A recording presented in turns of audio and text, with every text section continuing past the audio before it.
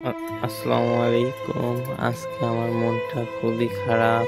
আমার পাখির একটি বাচ্চা আর বেঁচে নেই।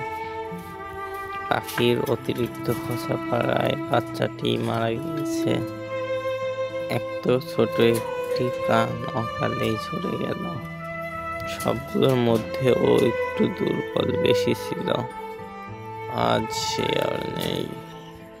প্রকৃতি আসলে কখনো কখনো খুবই কঠোর হয়ে যায়। তার বাস্তব প্রমাণ আমার পোষা পাখির এই বাচ্চাটা। এই পাখিটি আমাদের শিখিয়ে গেল যে মারা যাওয়ার কোনো বয়স হয় না। পাখির বাচ্চাটাকে অনেক মিস করব।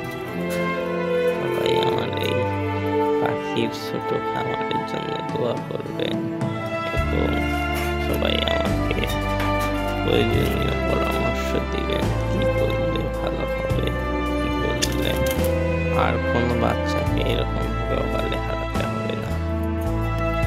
সবাই ভালো থাকবেন।